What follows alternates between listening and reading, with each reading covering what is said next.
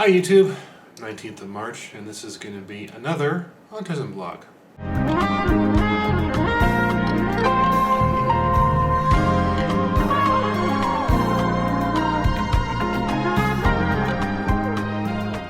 I was born at 36 weeks. 36 weeks, for those of you who are aware of such things, 36 weeks, it's old enough for a baby to survive on their own without having to go to the NICU or anything like that.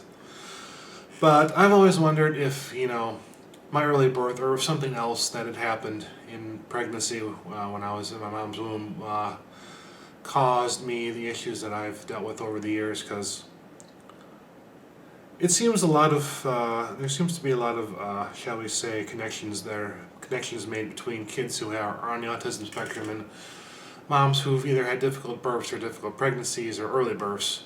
That's just something that I've noticed, having looked at a lot of videos and read a lot of things.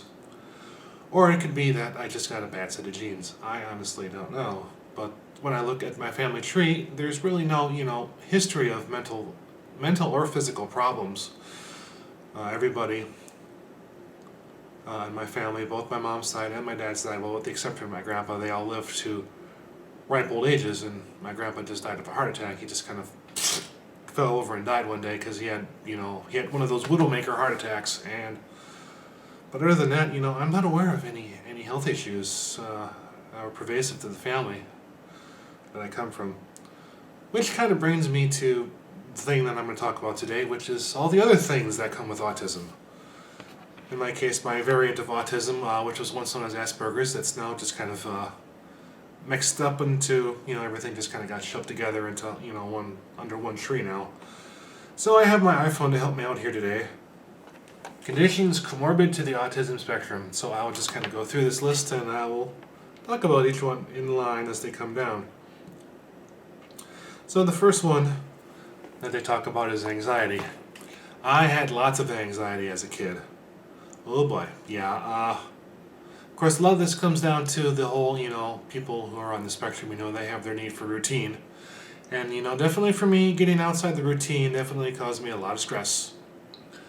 And even when things were coming up that I was expecting, they still dealt with a lot of stress. For instance, I remember going to swimming class, dealing with, out of 5th grade, that summer, going to swimming class. I remember my dad taking me to my very first swimming lesson. And I was somewhat nauseous that day. I didn't throw up, but that was a new change for me, and so I had a hard time adjusting to it. Going to school, when I was going to Oshkosh, I remember the first couple of weeks were very nerve-wracking for me, getting used to the new environment and all the changes and everything else that came along with, moving out for the first time. What else can I think of off the top of my head here in terms of anxiety? Well, yeah, that's not kind of all I can think of. But just tell, a quick story, when I was, my first evening at EW Oshkosh, I remember going to eat, and this was, I don't know if they still have vegan dinner at Blackhawk or not, but I remember standing at the bottom of the steps going into Blackhawk. You had to go up steps and through a door. And it took me about 10 minutes to gather up the courage to get up those stairs, because it was just, yeah. That's one thing I definitely remember having to work to get over.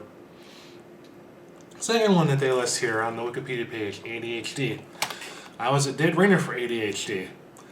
I remember in 3rd grade, it was the first time that we had to take homework home. I remember it was the Summer Olympics, and I was in the kitchen doing homework, and my parents were in the living room watching the Olympics, and I remember being one evening trying to do math homework, being completely distracted by the Olympics. I think it took me about an hour to do like 10 math problems. That's one thing. Another thing too, that's definitely ADHD. If I'm out someplace, my mind is definitely being drawn to, anything and everything that's around. Any little thing that, that can serve as stimuli will attract my attention. Next one, bipolar disorder. I don't have bipolar disorder, and I'm thankful for that, because I know some people who've had it, and it's definitely not a fun thing to live with, even if you are able to keep it under control. It cannot be a fun thing. Bowel disease. Fortunately, I don't have that either.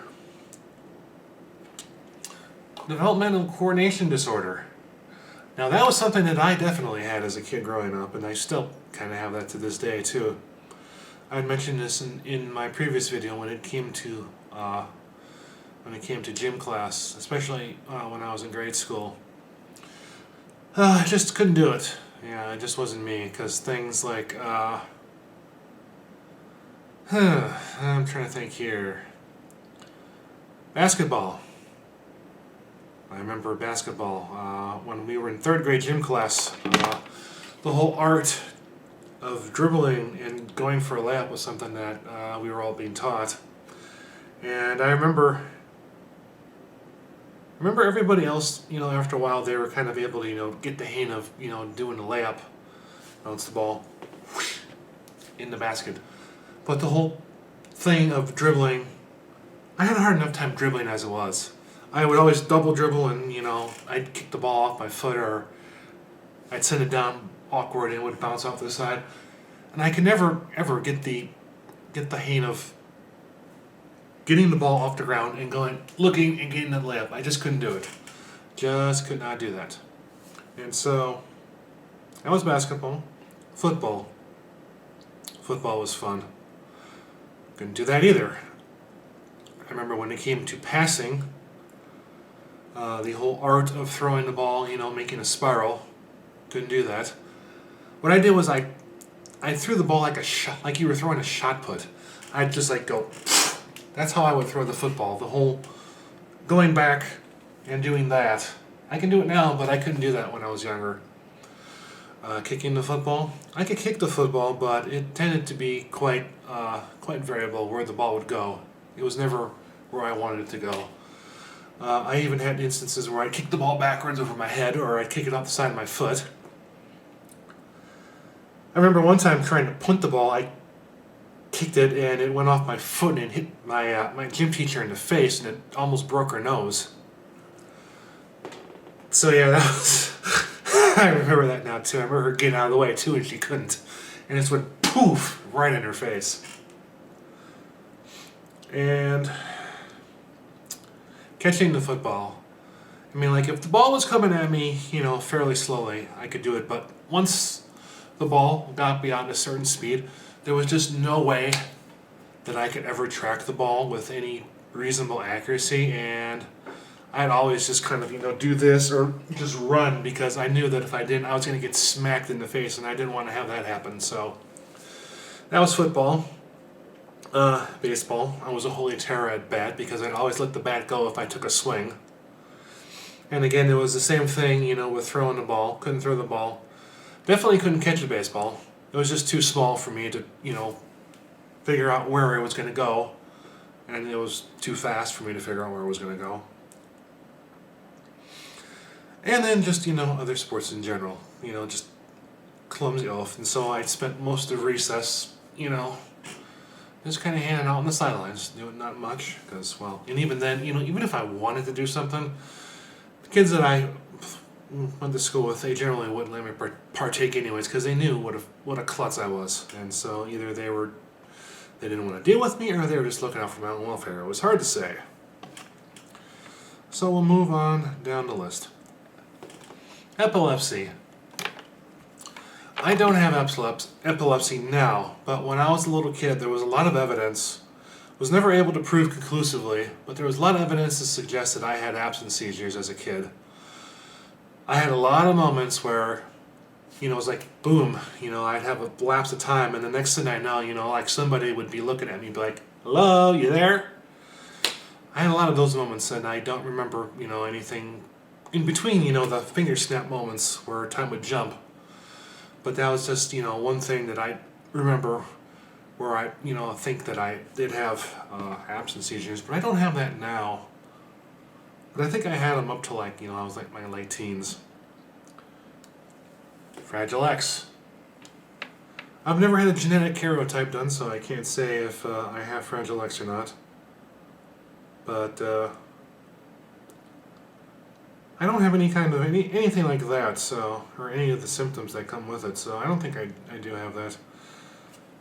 Neural inflammation and immune disorders. Actually, quite the opposite. I've had a very good neurological system. Obsessive compulsive disorder. I've had hints of that over the years. I've gone through phases where I've had to, do things a certain number of times, or, I had to have the same, like when I'd be walking down the sidewalk, I'd have to have the same number of steps on each step for, on each foot for each block of the sidewalk. Stuff like that. Doing the same thing equal times on both sides of the body. Those are some of the things. Tourette Syndrome. That is something I do have. And I first, the doctors, when I was evaluated for ADHD when I was 10, the doctors first noticed that I had tics. He called them facial, like, grimace tics. That was what he said in a report that I had. And when I was, just before I turned 18 was kind of when I first started, to take notice of the fact that, hey, wait a second, what's going on here? Because I remember around the time that I turned 18 was when I got my first motor tic that kind of really caught my attention, because it was an eye blink thing where I was going, that's what I was doing. And at the time, I was like, okay, this is weird. I'm doing this. But I didn't, it didn't concern me, so I think I might have, it might have just been something, that I was subconsciously aware of that I was doing all the time, but I never really noticed it till now. And so that's just one tic that I have. Another tic that I have involves a mouse, a computer mouse. We'll grab a computer mouse here.